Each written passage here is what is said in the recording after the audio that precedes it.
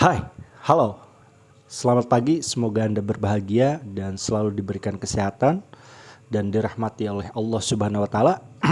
Dan kita akan bahas mengenai kenapa kita nggak bahagia-bahagia sih? Jawabannya di mana?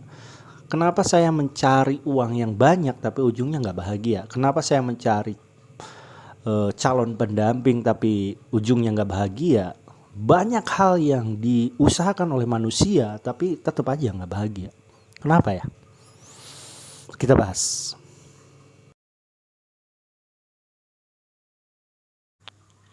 Gue disclaimer dulu.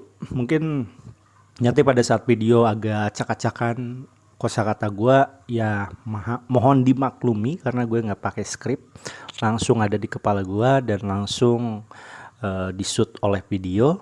Dan mudah-mudahan apa yang gue sampaikan bisa dimengerti dan bisa dipahami. Oke, lanjut ke videonya. Kali ini kita akan bahas mengapa manusia susah untuk bahagia. Oke. Nah, hal yang faktor latar belakang kenapa orang nggak bahagia yaitu adanya ruang dan waktu, ya, dimana ruang itu adalah manusia untuk berproses. Semenjak dilahirkan sampai sekarang dia mengalami momen-momen yang dimana momen tersebut masuk ke dalam memorinya manusia itu sendiri. Makanya beberapa orang banyak yang trauma, dilema, ataupun rasa takut karena dibentuk oleh masa lalunya. Kemudian ada waktu juga. Kenapa di setiap ada ruang, di situ ada waktu? Ya, itu karena semakin melebar ruangnya, waktunya semakin panjang. Maka manusia itu oleh Tuhan diciptakan untuk berproses, ya.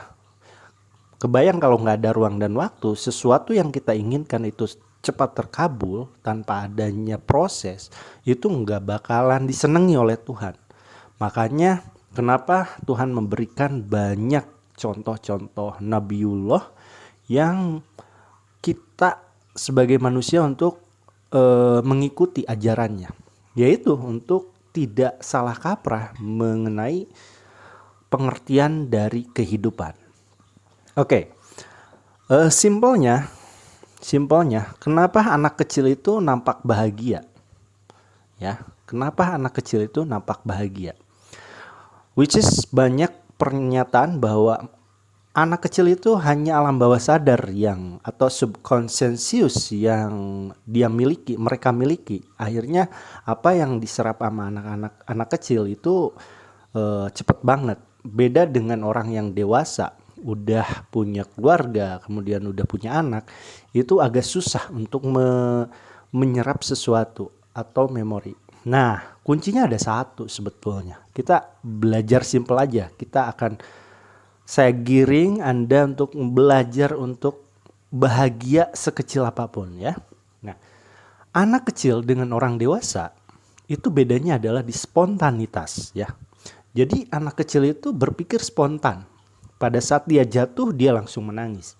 Pada saat dia dikasih hadiah dia langsung bahagia. Tanpa melihat masa depan ataupun mengingat masa lalu. Nah, ini dua sisi yang berbeda. Nah, sedangkan orang dewasa, dia masa lalunya itu sudah terkumpul terlalu banyak, akhirnya banyak keraguan atau banyak ketakutan untuk melangkah. Akhirnya fungsi kebahagiaannya tidak dapat dimiliki. Itu ya.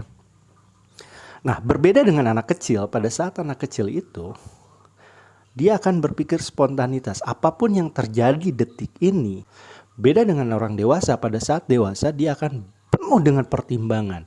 Pada saat dikasih peluang dia akan menimbang-nimbang. Waduh, masa lalu gue pernah ditipu nih. Aduh, masa lalu gue pernah jatuh dari pohon jambu, jadi gue ketakutan. Berbeda dengan anak kecil.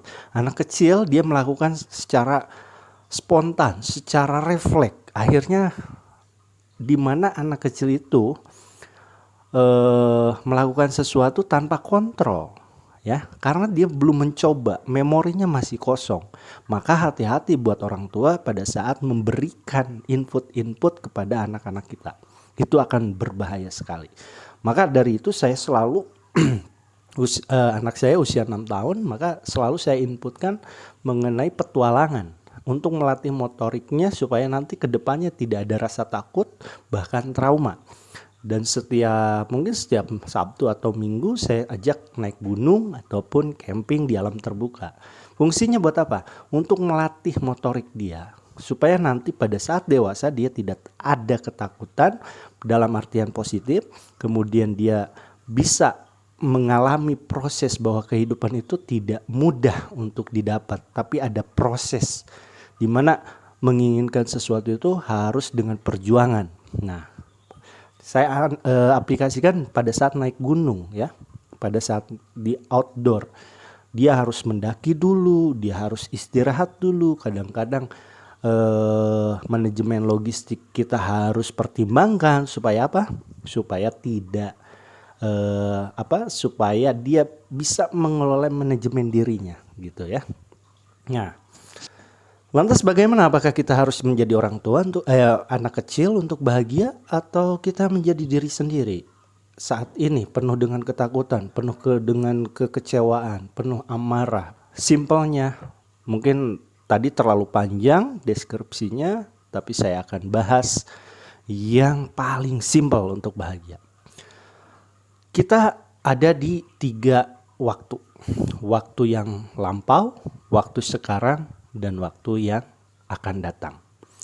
Terkadang orang gelisah, orang takut itu berpikir di 2 waktu.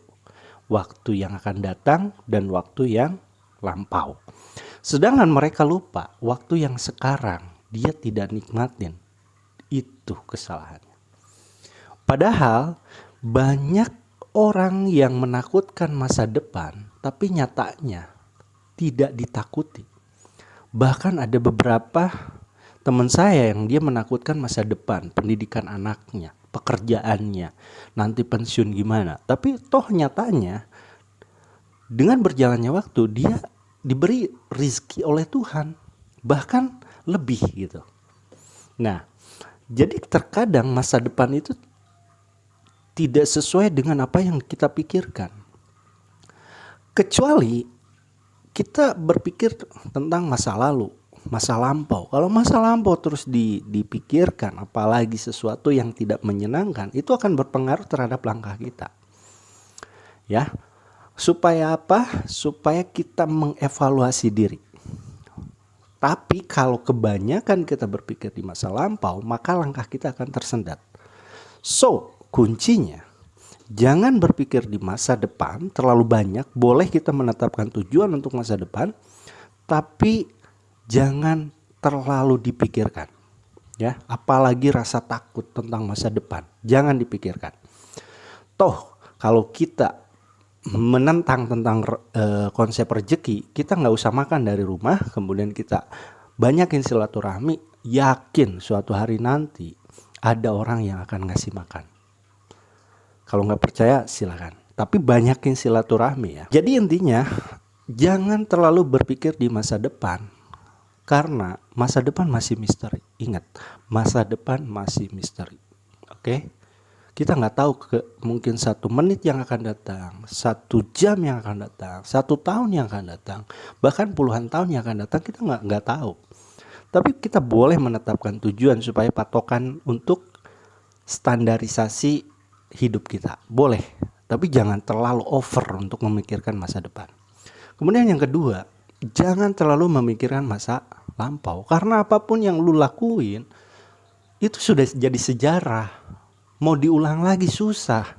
Sudah, yang lalu biarlah berlalu, menjadi evaluasi supaya kita menjadi lebih baik, supaya kita lebih mawas diri terhadap langkah saat ini. Jadi kunci dari kebahagiaan adalah berpikir hari ini, detik ini.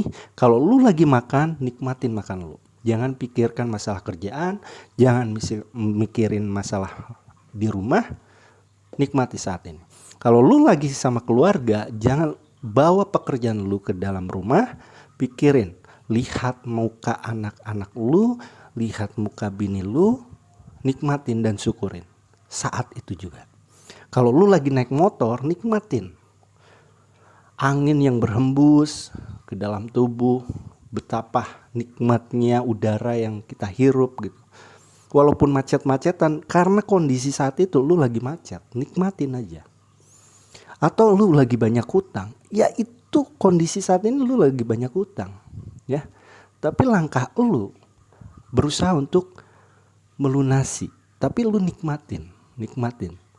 Hikmahnya untuk apa? Lu lebih kerja keras lagi untuk kerja, lu lebih mengasah skill lu lagi, supaya apa? Supaya lebih baik. Ingat, kunci kebahagiaan, jangan berpikir di masa depan karena itu masih misteri, jangan pula berpikir di masa lalu karena itu sudah sejarah. Sekarang lakukan hari ini, detik ini juga, dan nikmatin langkah demi langkah. Oke, paling gitu aja.